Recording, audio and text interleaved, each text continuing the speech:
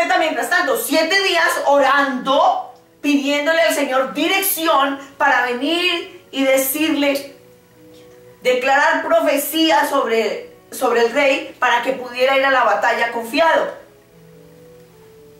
Llegados los 7 días, y como Samuel no había vuelto,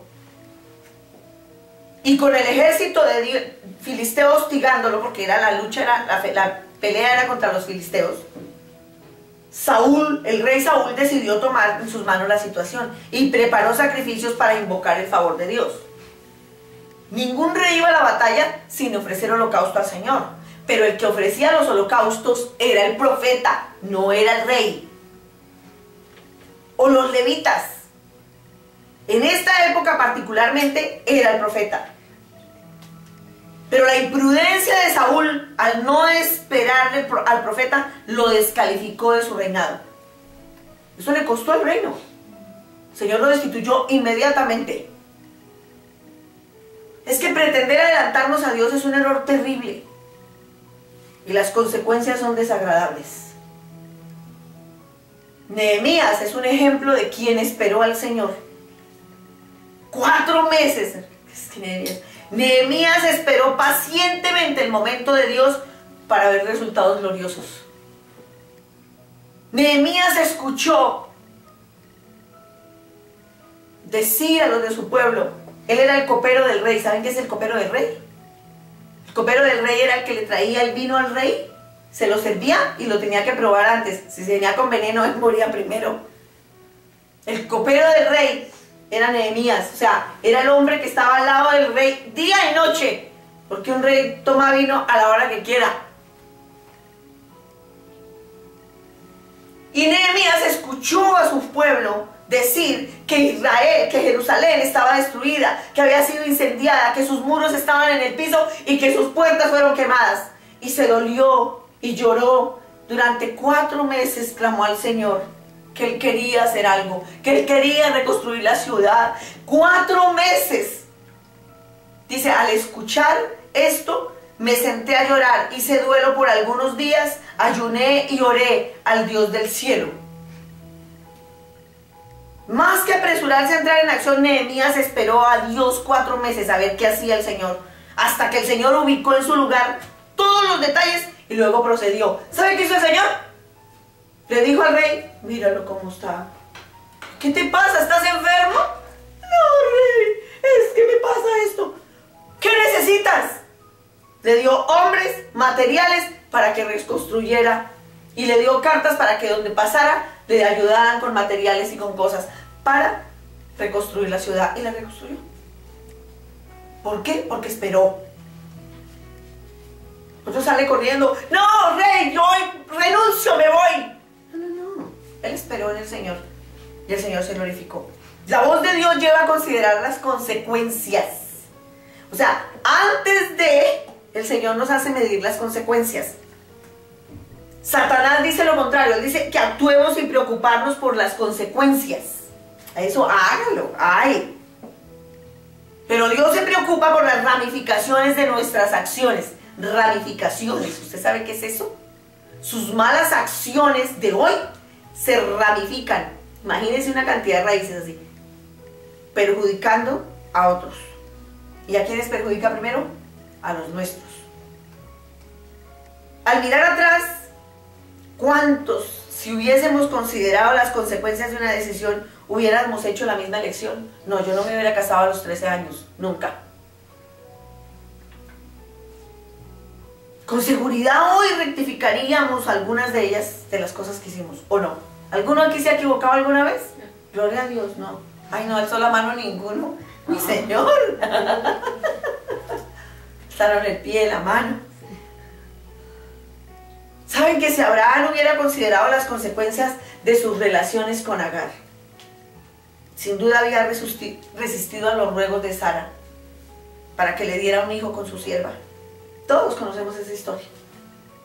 Hasta el día de hoy tenemos esas consecuencias. Satanás nos insta a comer y beber y alegrarnos.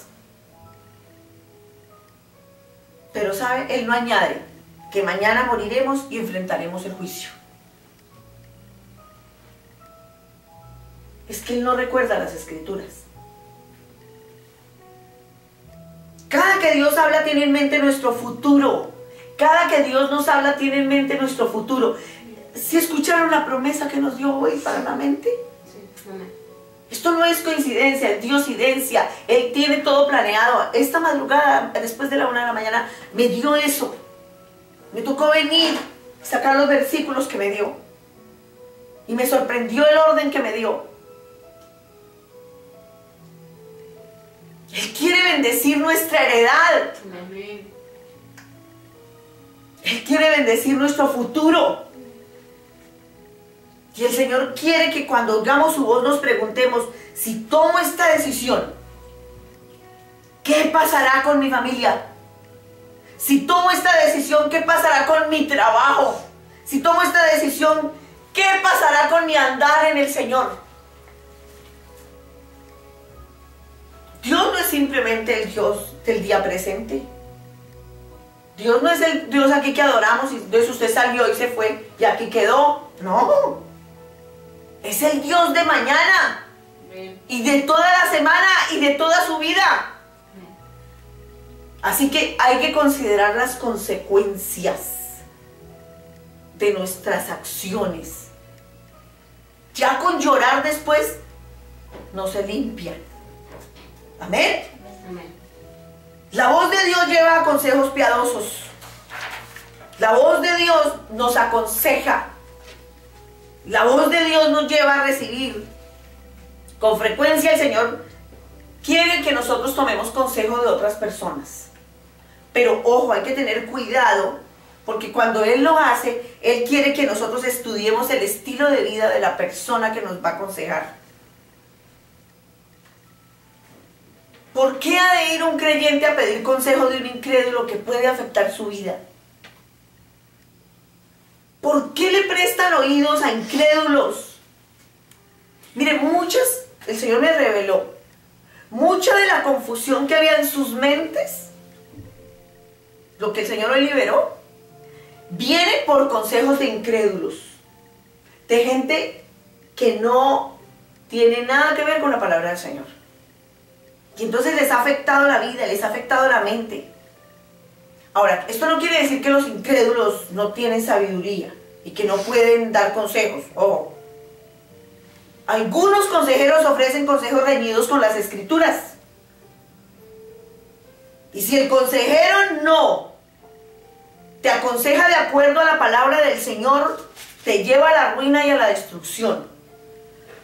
Proverbios 13 dice: el orgullo solo genera contiendas, pero la sabiduría está con quienes oyen el consejo. Los pensamientos humanos son aguas profundas. El que es inteligente los capta fácilmente.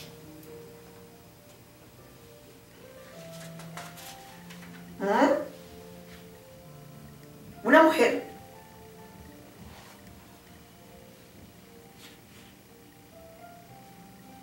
vino a consejería y me contó que había roto su relación que sostenía con un bisexual, adúltero y adicto a la pornografía. A pesar de mis consejos, basados en la palabra de Dios, porque eso yo me baso en la palabra de Dios. Si no dice la palabra, yo no hablo. Le di el consejo, oré por ella. Lloró, moqueó.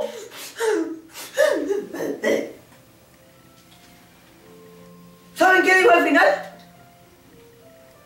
Que Dios, por medio de una amiga que asiste a una iglesia cristiana, le había dicho que lo buscara y le pidiera perdón. Hello. Ya casi la veo venir llorar aquí otra vez a consejería.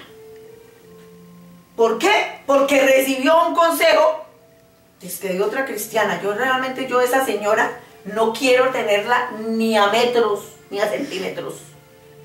Jamás recibiría un consejo de esa mujer.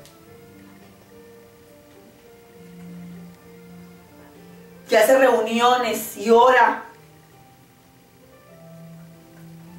pero Satanás le usa su boca. La palabra del Señor irá en contra de esto. La voz de Dios lleva a crecimiento espiritual, no a destrucción. Dios nos informa que nos ha ordenado y predestinado para ser hechos conforme a la imagen de Cristo. Entonces, todo lo que nos diga servirá para estimular nuestro crecimiento espiritual. Esto significa que nunca nos pedirá que hagamos algo o pensemos en algo que nos pueda hacer retroceder espiritualmente. Jamás el Señor va a aconsejar una cosa de esas.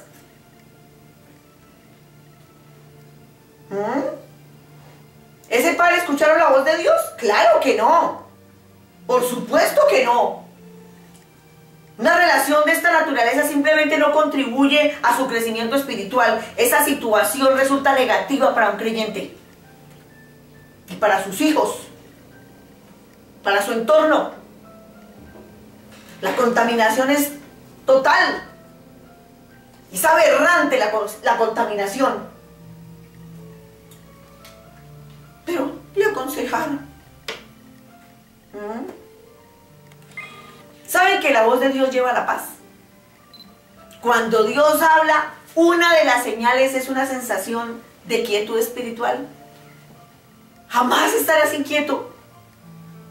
Quizá no resulte muy tranquilo al principio, pero la verdad es que puede haber mucho conflicto y lucha, como lo que me pasó a mí para salir de Estados Unidos hacia Canadá. Hubo conflicto, hubo lucha, pero cuanto más escuchamos, tanto mayor es la tranquilidad y la paz en nuestro espíritu. Y nuestro espíritu llega a experimentar lo que el apóstol Pablo llamó una paz que sobrepasa todo entendimiento. La mañana del 5 de julio del 2004, yo me encontraba durmiendo, desperté en el segundo piso de un camarote, en ese lugar llamado Vive la Casa, en ese refugio. Algunos de ustedes lo conocieron. Desperté con dolor de estómago y supe que no era por alimento. Fui al baño y volví y le dije, Señor, cuando subí de nuevo al camarote me puse de rodillas y le dije, Señor, este dolor de estómago es de temor. Y yo no tengo espíritu de temor, sino de poder, amor y dominio propio. ¿Qué me está pasando? A las 7:30 de la mañana me recogía el auto que me llevaría a la frontera de Estados Unidos y Canadá, donde tenía cita con las autoridades de inmigración de Canadá para que me preguntaran y yo responderles para poder entrar a esa nación a solicitar refugio. Mi dolor de estómago era por lo incierto. ¿Qué iba a pasar allá? ¿Cómo era? Y el Señor me dijo en Apocalipsis 3:8, conozco tus obras, mira que delante de ti he dejado abierta una puerta que nadie puede cerrar. ¿Saben? Se me quitó el mal de estómago, se me quitó el dolor de estómago, me levanté rápidamente, me bañé, me vestí, cogí mis maletas, a las 7:30 estaba subiéndome al auto, y así como el Señor me dijo, pasé, y como Pablo dijo, con una paz que sobrepasa todo entendimiento. Jamás conseguiremos que Dios nos dé paz en casos de desobediencia. Podremos creer con la mente, pero nunca lograremos creer con nuestro espíritu y ejercitar la fe.